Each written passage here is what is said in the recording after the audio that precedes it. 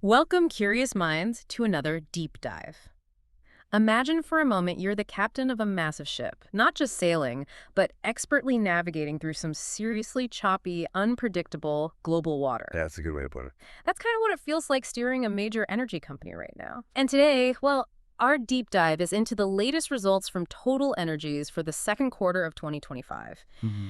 And this isn't just about, crunching numbers. It's really about understanding how a titan of the energy world adapts to all these geopolitical shifts, market volatility, and the ongoing energy transition. Exactly. Our mission for you, the listener, is to sort of pull out the most important insights and maybe some surprising facts from TotalEnergies' recent earnings call and their financial report. Right. We're going to try and show you what truly matters in their strategy, their performance, and maybe how they're making decisions in a world that seems to throw a new curveball every week. So let's unpack this then, kicking things off with the big picture. The second quarter of 2025 was, well, to put it mildly, unstable. Definitely unstable. You had the Israel-Iran 12-day war, and then this tariff war heating up between the U.S. and some key commercial partners.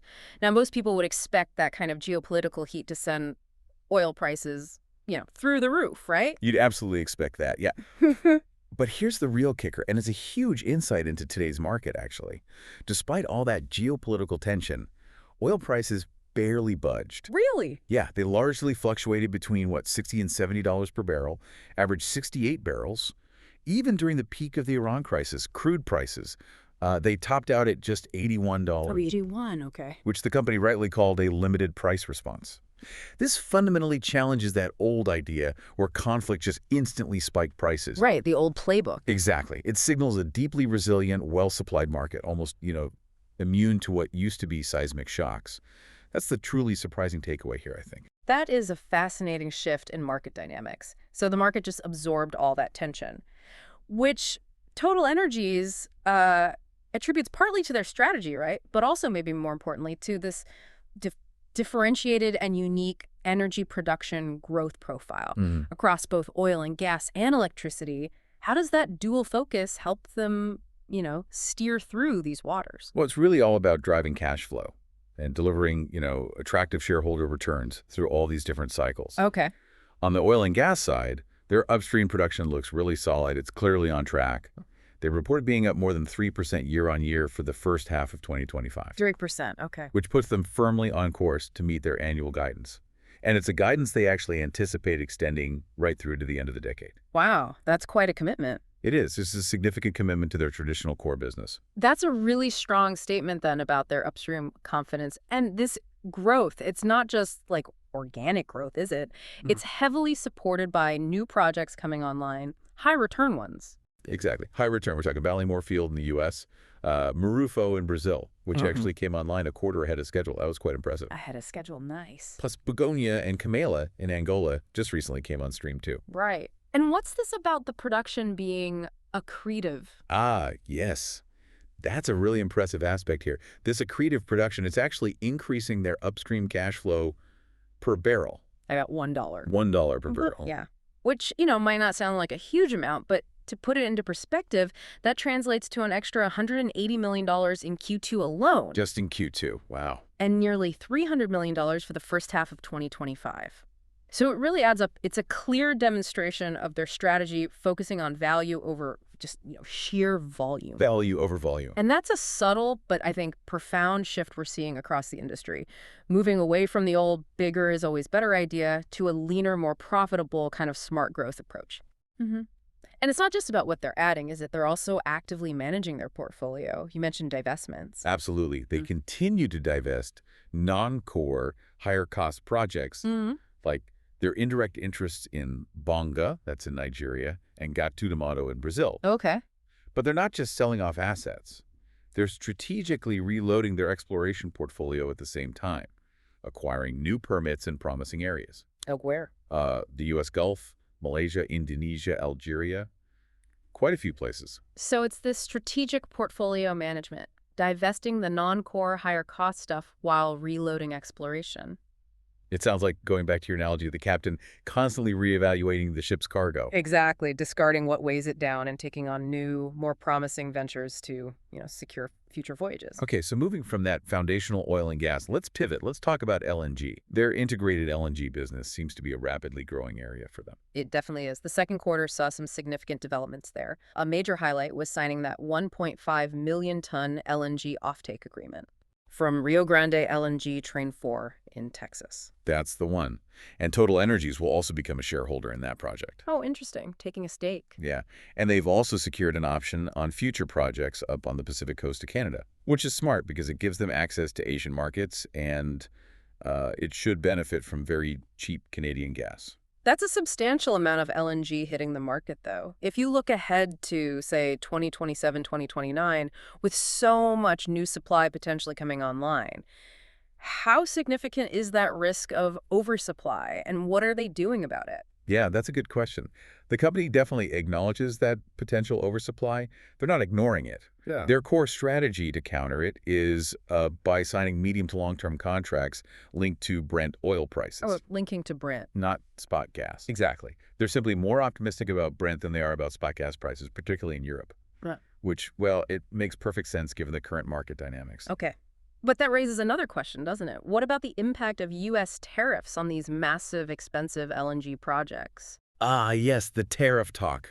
You'd expect them to significantly bump up the cost of building these new plants, wouldn't you? You would think so. But TotalEnergies had a surprising finding here, actually. For Rio Grande LNG, they said the impact of tariffs is less than 10%. Less than 10%. Yeah, which they consider very reasonable. Interestingly, they noted that steel tariffs, well, those are seen as potentially more impactful on their U.S. shale oil drilling operations than on these huge LNG projects. That's counterintuitive. Why would that be? It suggests the scale, maybe the component sourcing for LNG might be different. It's a key nuance anyway. Got it. And any update on Mozambique LNG? That's another big one. Indeed. On Mozambique LNG, they confirmed $4.7 billion in project financing from the U.S. Exxon Bank. Okay, so the financing is there. Yes, but the company's focus right now seems to be on ensuring strong alignment, that's the phrase they used, between the Mozambican government and the investors before they fully re-engage. Makes sense. Sensitive project. Very. But the aim is still to achieve production before the end of 2029. It's complex, but it's critical for their long-term LNG strategy. Okay, so that's a strong picture for their traditional segments, oil, gas, LNG. But what about the strategic push into electricity? How's the integrated power segment doing?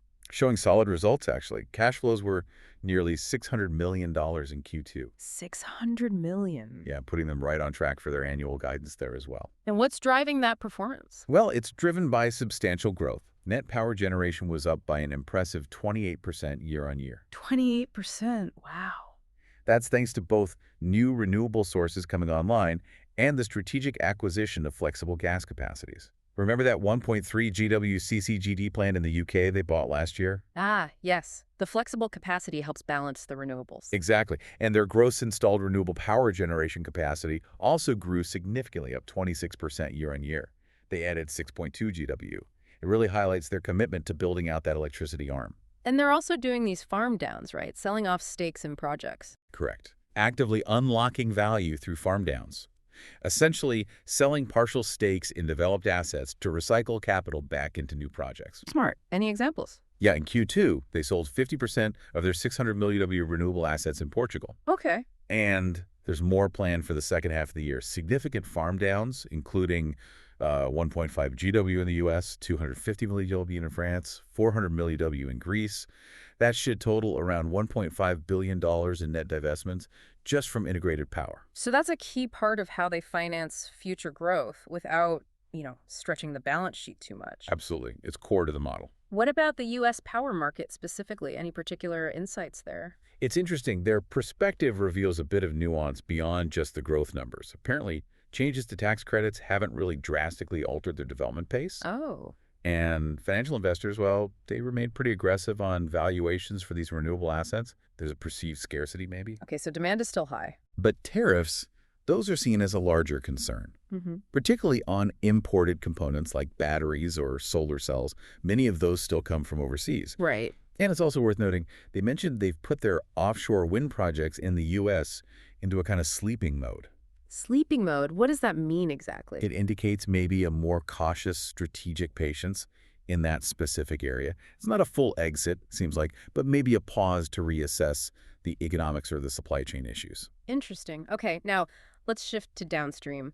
Marketing and services saw some positive seasonal effects, but the refining and chemicals segment sounded like it faced some pretty significant headwinds. It absolutely did, yes. Yeah. Refining margins, I mean, despite a slight improvement in Q2 to $13.05 per ton, they remain low overall. Still low. And they were also dealing with operational issues at a couple of refineries, specifically Dormant and Port Arthur, plus global overcapacities in the polymer business. Right, especially from new plants in China and the US. Sounds like a tough environment.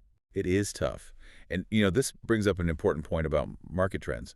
A fascinating detail from the call was the discussion around diesel prices. Oh, yeah. What about diesel?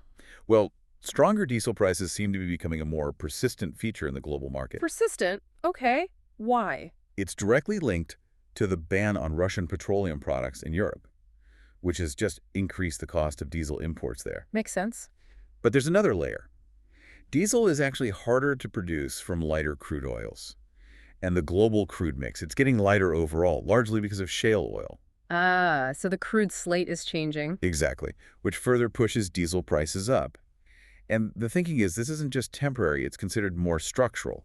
Suggests a longer-term shift in the refining landscape. That structural shift is really impactful. So how is TotalEnergies responding? They're making some tough decisions, right? They are strategic decisions regarding their refining and petrochemical assets. For instance, they decided to shut down the cracker NC2 in Antwerp by 2027 Why shut it down? due to overcapacity in the market and a lack of integration at that specific site. The company really emphasized a strategy of streamlining weaker assets while reinforcing its, quote, first quartile assets. First quartile, meaning the most competitive ones. Precisely. So the message seems to be that only the strongly integrated, highly competitive European refineries are likely to survive long term. It really highlights that value over volume approach in action again. Right. Okay, let's turn to financial health. How are they managing their investments with all this going on? Well, they maintain strong investment discipline, which is obviously critical when you're managing a portfolio this diverse. Net investments for the first half of 2025 totaled $11.6 billion. $11.6 billion. That includes acquisitions. Yes, including $2.2 billion net acquisitions. Yeah. But they anticipate full-year net investments will remain within their guidance range, which is $17 to $17.5 billion. How are they managing that if the first half was already so high? Largely thanks to that robust disposal program we talked about, planned for the second half of the year. Ah, the farm downs and asset sale. Exactly. That includes around $1 billion from E&P assets. They mentioned an unconventional oil license in Argentina and onshore Nigeria, and then the roughly $1.5 billion from the integrated power farm downs. It's a very active capital management strategy. Let's talk about gearing. Can you break that down for us? It came up on the call. Gearing is basically their net debt to capital ratio. It's a measure of how much debt they're using compared to their equity. Okay, a leverage measure. Right. It increased to 18% in June, mostly due to those first half investments and also some working capital buildup. 18%? Is that high? Well, the company stressed that their normalized gearing sits at a more comfortable 15%. Normalized. What does that mean? It means they've sort of adjusted for temporary fluctuations, like that working capital build, to show what they see as the underlying, more stable financial position. And they affirm that 15% normalized gearing is acceptable, even comfortable, at a $70 per barrel Brent price. So 15% is their comfort zone. Seems to be, yeah. It indicates that even with significant investments in market swings, they feel they're maintaining a strong balance sheet, and that financial discipline, in turn, underpins their commitment to shareholder returns. Right, the payouts. Exactly. They highlighted maintaining shareholder distribution at a high level. The payout ratio is around 55% in 2025, which is actually notably above their typical guidance of over 40% through the cycle. 55% payout.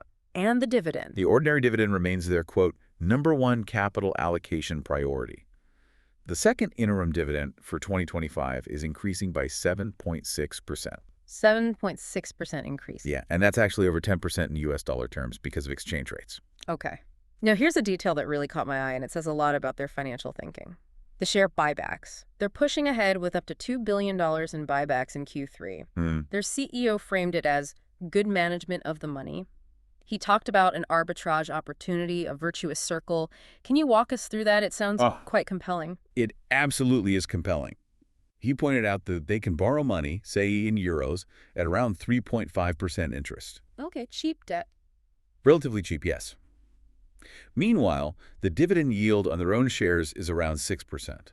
Ah, so the yield is higher than the borrowing costs. Exactly. So by borrowing relatively cheaply and using that money to buy back their own shares, which offer a higher yield through dividends, they're essentially capturing that difference. Right.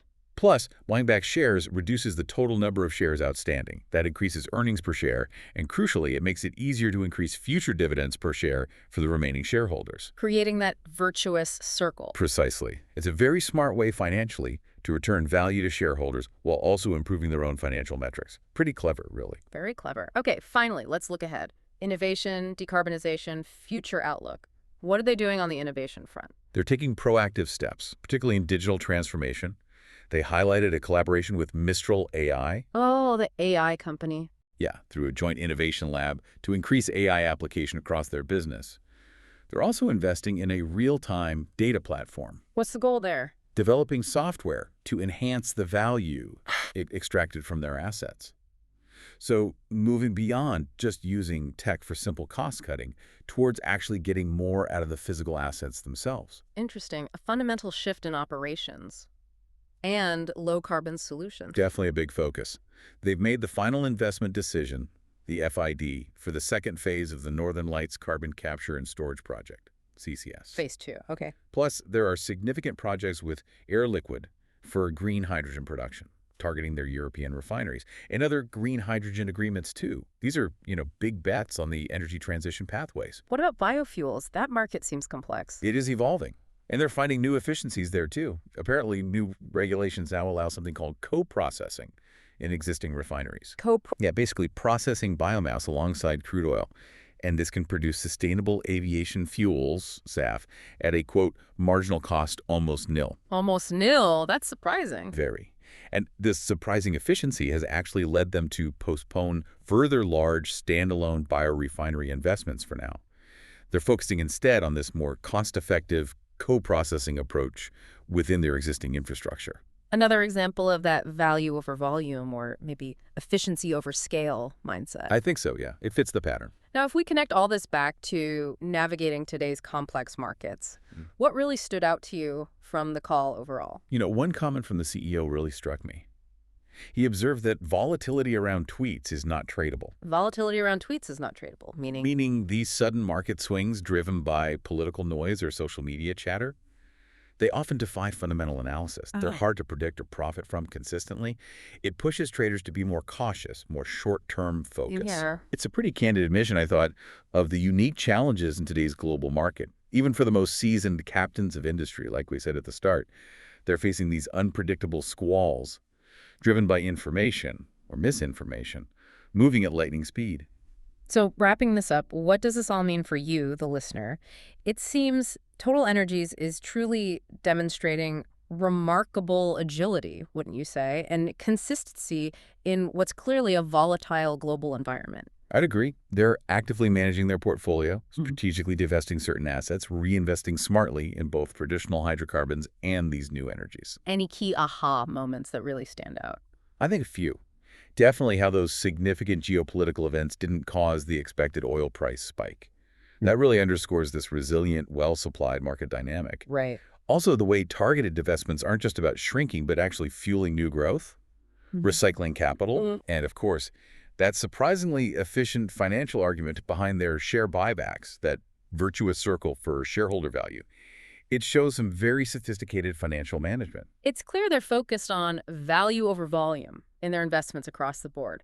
So here's a final thought to leave you with. Given TotalEnergies' dual strategy growing both hydrocarbon and integrated power production, and this real emphasis on value over volume, how might this kind of hybrid agility reshape what it means to be a global energy major in the coming decade? That's the big question, isn't it?